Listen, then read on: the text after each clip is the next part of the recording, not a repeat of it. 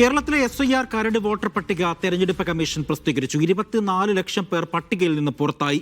ജില്ലാ തലത്തിൽ കരട് പട്ടിക രാഷ്ട്രീയ പാർട്ടികൾക്ക് നൽകി തുടങ്ങിയതായി മുഖ്യ തെരഞ്ഞെടുപ്പ് ഓഫീസർ രത്തൻ യു കേൽക്കർ പറഞ്ഞു. പുതിയതായി പേര് ചേർക്കാനും തിരുത്തലിനും അവസരമുണ്ട്. 1 മാസമാണ് പരാതികൾ നൽകാനുള്ള സമയം. കൃത്യമായി തന്നെ ഗ്രാഫിക്സിലൂടെ നമുക്ക് അറിയാം എന്താണ് ഈ കരട് പട്ടിക പ്രസിദ്ധീകരിച്ചപ്പോൾ എത്ര പേർ പുറത്തായി, എത്ര പേർ പട്ടികയിലുണ്ട് എന്ന് ഗ്രാഫിക്സിന്റെ സഹായത്തോടെ തന്നെ നമുക്കറിയാം.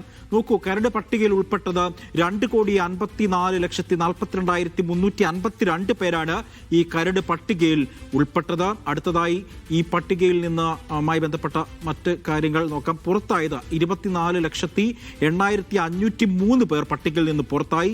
നമ്മൾ അടുത്ത കാർഡ് പരിശോധിക്കുകയാണെങ്കിൽ പുറത്തായവരിൽ 6,49,885 പേർ മരണപ്പെട്ടവരാണ്. അതായത് 24 ലക്ഷത്തിലെ കണക്കുകൾ പരിശോധിക്കുമ്പോഴാണ് അതിനകത്തിൽ 6 ലക്ഷം പേർ മരണപ്പെട്ടവരാണ്. ആകെ വോട്ടർമാരെന്ന് പറയുന്നത് നേരത്തെ 2,72 കോടിയായിരുന്നു നേരത്തെ ഉണ്ടായിരുന്നത്.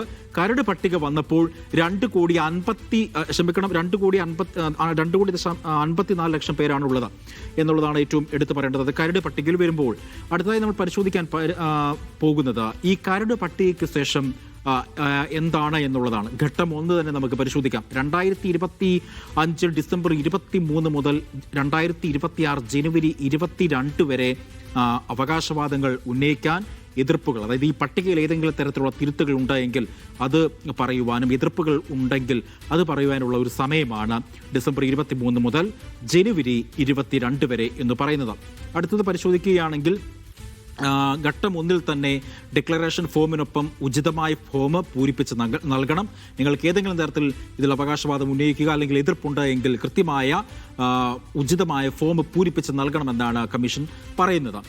മറ്റൊന്ന് നമുക്ക് പരിശോധിക്കാൻ ഉള്ളത്, അതായത് ഫോമുകൾ ഏതെല്ലാമാണ് എന്ന് നമുക്ക് കൃത്യമായി തന്നെ പരിശോധിക്കാം. അതായത് പുതിയതായി പേര് ചേർക്കാൻ ഫോറം 6-ഉം പ്രവാസി വോട്ടർമാരുടെ പേര് ചേർക്കാൻ ഫോറം 6-4-ഉമാണ് പ്രധാനമായും ഉപയോഗിക്കേണ്ട ഫോമുകൾ എന്നാണ് എടുത്തു പറയുന്നത് കമ്മീഷൻ. മറ്റൊന്ന് ഫോമുകൾ, അതായത് കരട് പട്ടികയ്ക്ക് ശേഷം SIR കരട് പട്ടികയ്ക്ക് ശേഷം നൽകുന്ന ഫോമുകൾ മരണം, താമസം മാറൽ, ഇരട്ടിപ്പ് എന്നിവ മൂലം പേര് ഒഴിവാക്കാനുണ്ട് എങ്കിൽ ഫോറം 7 നമ്മൾ ആ ഫോമായിട്ട് ഉപയോഗിക്കേണ്ടത് എന്നാണ് കമ്മീഷൻ പറയുന്നത്. വിലാസം മാറ്റുവാനും മറ്റു തിരുത്തലിനുമായി ഫോം 8 ഉപയോഗിക്കണം. എവിടെ നിന്നാണ് ഈ ഫോം കിട്ടുന്നതെന്നാണ് പ്രേക്ഷകർക്ക് ഇപ്പോൾ സംശയം തോന്നുന്നതെങ്കിൽ ഈ സ്ക്രീനിൽ കാണുന്നത് പോലെ തന്നെ ഈ ലിങ്കിൽ ലിങ്കിൽ നിന്നാണ് ഈ ഫോമുകൾ അപ്ലോഡ് ചെയ്യാനും ഡൗൺലോഡ് ചെയ്യാനുള്ള സംവിധാനമുള്ള voters.eci.government.in എന്നുള്ള ആ ലിങ്കിൽ കയറിക്കഴിഞ്ഞാൽ നിങ്ങൾക്ക് ഫോം ഡൗൺലോഡ് ചെയ്യുവാനും ഒപ്പം തന്നെ വിവരങ്ങൾ അപ്ലോഡ് ചെയ്യാനും കൊണ്ട് കഴിയുമെന്നുള്ളതാണ് എടുത്തു പറയേണ്ടത്. രണ്ടാം ഘട്ടത്തിൽ അതായത് നോട്ടീസ് നൽകുന്നതുമായി ബന്ധപ്പെട്ട് ഡിസംബർ 23 മുതൽ 2026 ഫെബ്രുവരി 14 വരെ അതിന് സമയമുണ്ട്. അടുത്തതായി നമ്മൾ പരിശോധിക്കാൻ പോകുന്നത്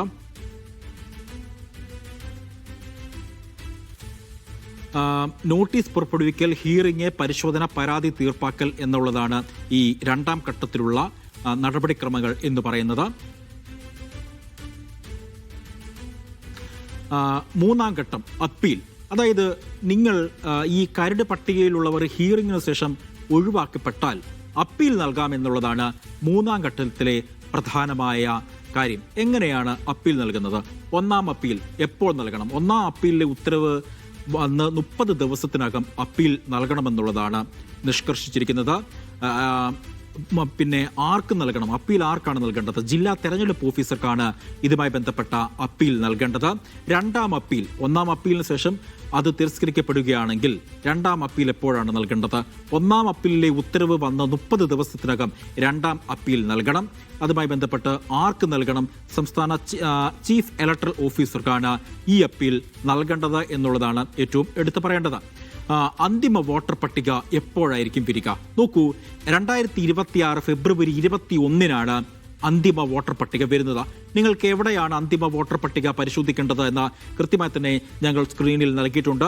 www.ceo.kerala.gov.in എന്ന വെബ്സൈറ്റിൽ കൃത്യമായി തന്നെ 2026 ഫെബ്രുവരി 21 നിങ്ങൾ പരിശോധിച്ചു കഴിഞ്ഞാൽ നിങ്ങൾ ഈ പട്ടികയിൽ ഉൾപ്പെട്ടുണ്ടോ എന്ന് നിങ്ങൾക്ക് അറിയാൻ കഴിയും എന്നുള്ളതാണ് ഏറ്റവും എടുത്ത് പറയേണ്ടത്. അപ്പോൾ ഇതുമായി ബന്ധപ്പെട്ടുള്ള കൂടുതൽ വിശദാംശങ്ങൾ ഇനിയും VP സഫാൻ നൽകും തിരുവനന്തപുരത്ത് നിന്നും. സഫാൻ, ഇന്ന് തെരഞ്ഞെടുപ്പ് കമ്മീഷന്റെ വാർത്താ സമ്മേളനത്തിൽ പങ്കെടുത്ത ഒരാളാണ് സഫാൻ. അപ്പോൾ ഇതുമായി ബന്ധപ്പെട്ട കുറേ ആക്ഷേപങ്ങളും വിവാദങ്ങളും ഒക്കെ ഉയർന്നിട്ടുണ്ട്. നോക്കൂ, ഒഴിവാക്കപ്പെട്ട 24 ലക്ഷത്തിൽ അധികം പേരുണ്ട്. അതിൽ 6 ലക്ഷം പേർ മരണപ്പെട്ടവരാണ്. മറ്റ് തലത്തിൽ ഒഴിവാക്കപ്പെട്ട നിരവധി ആളുകളുണ്ട്. അപ്പോൾ ഈ പരാതികളൊക്കെ എങ്ങനെ പരിഹരിക്കാം? അപ്പീലുകൾ നൽകുന്നത് എങ്ങനെയാണ്? ഇത് സംബന്ധിച്ചുള്ള ആക്ഷേപങ്ങൾ നിരവധി സ്ഥലത്ത് ഉയരുന്നുണ്ട്. അപ്പോൾ ഇതിനോടൊക്കെ തെരഞ്ഞെടുപ്പ് കമ്മീഷന്റെ ഒരു മറുപടി എന്തായിരുന്നു സഫാൻ? അജി കുഞ്ഞുമോൻ, 2,54,00,000 കോടി വോട്ടർമാരാണ് കരട് പ്രസിദ്ധീകരിച്ചപ്പോൾ, കേരളത്തിൽ SIRന്റെ കരട് വോട്ടർ പട്ടിക പ്രസിദ്ധീകരിച്ചപ്പോൾ ഉൾപ്പെട്ടിട്ടുള്ളത്. നേരത്തെ അജി തന്നെ സൂചിപ്പിച്ചതുപോലെ 24 ലക്ഷത്തിലധികം പേർ ഇതിൽ നിന്ന് പുറത്ത് പോയിട്ടുണ്ട്. അതായത് 2.72 കോടി വോട്ടർമാരാണ് ഈ ആദ്യം SIRന്റെ നടപടിക്രമങ്ങളുമായി ബന്ധപ്പെട്ടുള്ള നടപടികൾ കേരളത്തിൽ ആരംഭിക്കുമ്പോൾ ഒക്ടോബറിലെ കണക്കനുസരിച്ച് ഉണ്ടാവുന്നത്. ഇതിൽ നിന്നാണ് 24 ലക്ഷത്തിലധികം പേർ പുറത്തു പോയിട്ടുള്ളത്. അതിൽ 6 ലക്ഷം പേർ 6 ലക്ഷത്തോളം പേര് ഇത്തരത്തിൽ ഈ അൺട്രേസബിൾ ആയിട്ട് ഇവർക്ക് കണ്ടെത്താൻ കഴിയാത്ത വിഭാഗത്തിലുള്ളവരുണ്ട്. 6 ലക്ഷത്തിലോളം പേർ മരിച്ചവരുണ്ട്.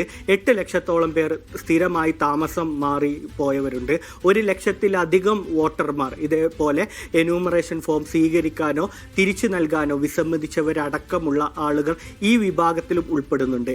ഇത്തരത്തിലുള്ള 24 ലക്ഷം ആളുകളാണ് നേരത്തെ ഉണ്ടായിരുന്ന പട്ടികയിൽ നിന്ന് പുറത്തു പോയിരിക്കുന്നത്. ഇവർക്ക് ഏതായാലും ഇനി ഒരു ഹിയറിങ്ങിലൂടെയോ മറ്റുള്ള ഹിയറിങ്ങിലൂടെ ഈ പട്ടികയിൽ കയറിപ്പറ്റാൻ സാധ്യതയില്ല.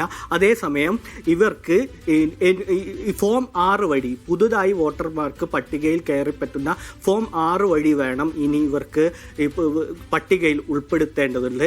അതേസമയം തന്നെ ഇപ്പോൾ പ്രസിദ്ധീകരിച്ച 2.54 കോടി വോട്ടർമാരുടെ എണ്ണത്തിൽ അതിൽ 93% ആളുകളാണല്ലോ 2002 തീവ്ര വോട്ടർ പട്ടിക പരിഷ്കരണവുമായി ബന്ധപ്പെട്ടാണല്ലോ ഇപ്പോൾ വീണ്ടും നടപടിക്രമങ്ങൾ നടത്തുന്നത്. അതായത് 2002 പട്ടികയുമായി മാപ്പിംഗ് ചെയ്യാത്ത 7% പേർ കൂടി ഇതിൽ ഉൾപ്പെടുന്നുണ്ട്.